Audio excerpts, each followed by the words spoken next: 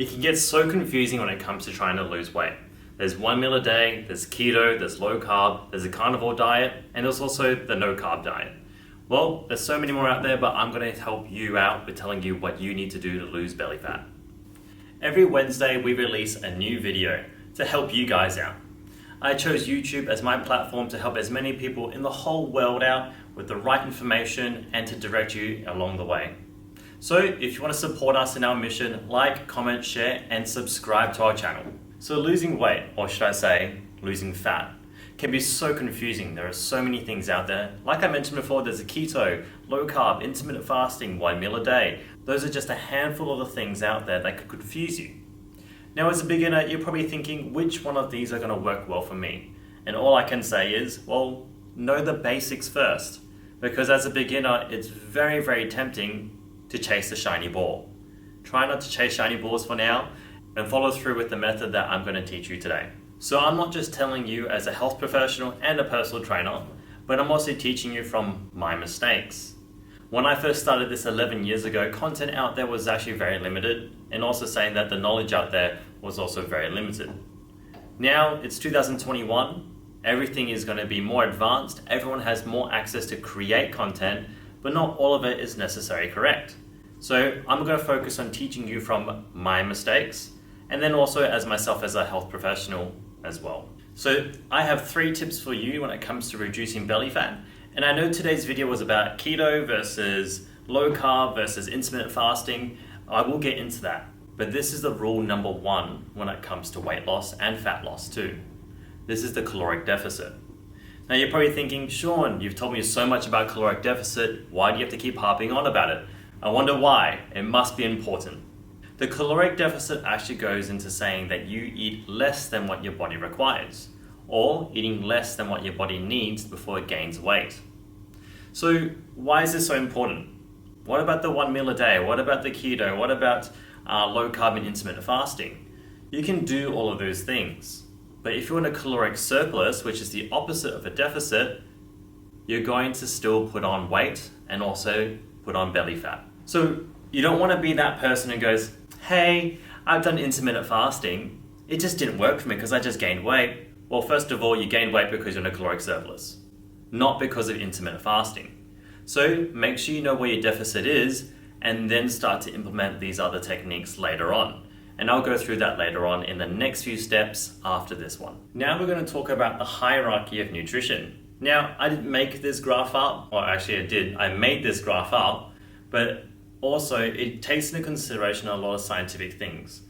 This is once again about the systemic methods of making sure that we can get you to lose weight or gain weight, if that's your goal, in a safe manner.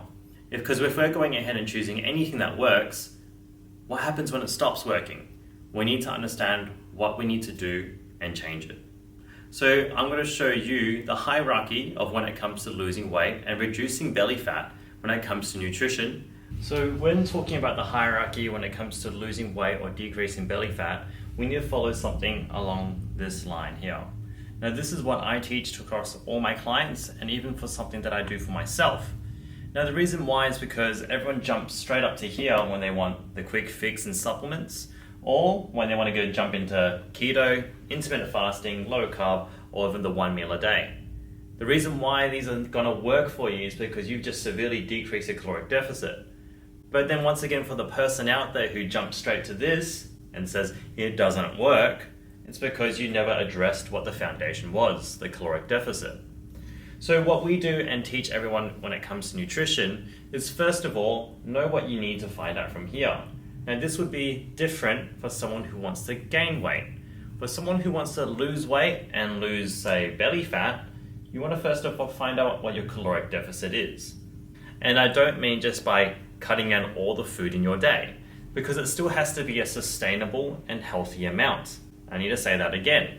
It needs to be a sustainable and healthy amount. The next thing that we want to look into is the food sources. The reason why I say this is because 50 grams of sugar is not the same as 50 grams of something unprocessed and wholesome for you, such as brown bread. You need to look at the quality of your calories because that's going to be better for you. After that, if you're playing sport or you're training, and if you're on this channel, more than likely you are, you need to look into what we call sports-based nutrition. We want to look at things like pre and post-workout nutrition. You want to be looking at things like timing as well. Because once again, if you're looking at just your timing and only eating, say, dinner and breakfast and lunch, but still in a surplus and eating processed food, you're more than likely putting yourself in a less healthy position to lose weight. Now the last part, this is where a lot of people tend to jump to straight away, as we said before. And people want supplements. People want supplements to fix all these things that they're not addressing. There's so many more things that you can control before you start throwing your money at supplements. The next thing is your trump cards. And these are things like your keto diets, your intermittent fasting, your low carb, and your 1 meal a day. If you're thinking that this is going to solve all the problems, but your 1 meal a day is going to be 20 pieces of pizza, you're not going to get your deficit and you're not going to decrease your fat. Not only that, you probably have more expensive things to look after in terms of your blood work too. So make sure whatever you're doing is long-term based. Long-term based is going to save you money. Believe me on that, because I used to jump straight into my supplements because I couldn't get my goals. Now, 11 years down the track, I find it quite embarrassing that I used to spend $500 a month just on supplements so I could gain weight. So now I've shared with you that little embarrassing story. I was trying to put on weight. I was 47 kilos when I first started doing this journey, and now I'm clearly not 47 kilos, but I spent $500 per month on protein powder, sleep protein powder, a creatine, and everything in between that I thought that could help me gain weight. And sure enough it did, but it burnt a big hole through my wallet when I was younger, and I'm very fortunate that I walked out of it okay. But this is the things that I want to teach you, and learning from my mistakes, because it doesn't need to be that expensive if you're trying to gain weight, if you're trying to lose weight. It just needs to be simple first. So maybe you have something to share. Maybe you have something that you want to ask me about. So comment down below, let me know. Have you done anything that's a bit, makes you cringe a little bit? Because that's my little story that made me cringe. $600 a month on supplements was a lot. I probably could have gone to a very, very nice holiday, which I could do right now. And here's the third tip when it comes to reducing your body weight and also reducing your belly fat. It's that nothing remains the same. And what I mean by that is everything is dynamic. The question that I always get asked is, how many calories should I eat? When should I eat? What should I eat? It always depends is the answer. Because no matter who you are, what age you are, you're going to be different from the week after to the year after, because as you age, metabolisms tend to slow down. The rate that you build muscle tends to slow down, and where you store fat as well tends to change. So to say that you should only eat at this time or a specific time, or you should only eat one certain amount of calories for a certain period of time, say 500 for 6 days a week, that is completely incorrect and also dangerous as well, because your demands will change depending on what your demands of the day requires from the demands of your body. I said demands a lot because that's what it all depends on. So when it comes to eating something, or should I eat something, or when should I eat something, the answer should always be, it depends. And it's actually very dangerous for you to go, this is the only answer.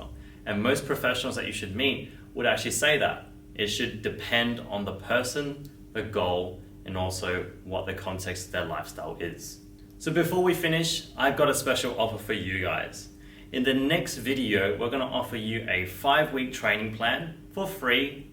And all you have to do is just sign up to get it so we can send it to you. This training program will go through 5 weeks of training in regards to squats, bench, and deadlifts, how to lose weight, how to decrease your body fat, how to increase muscle mass, and it should help you out as well. So you're going to see that released next week, Wednesday. You can also check it out on our Facebook, starting next week, Wednesday, to see when you can get this program. It'll be very basic, and it will definitely get you far, because the foundations are what determines your peak. So thank you once again for tuning into this video and tuning into our channel. We want to be able to help as many people as possible in the whole world.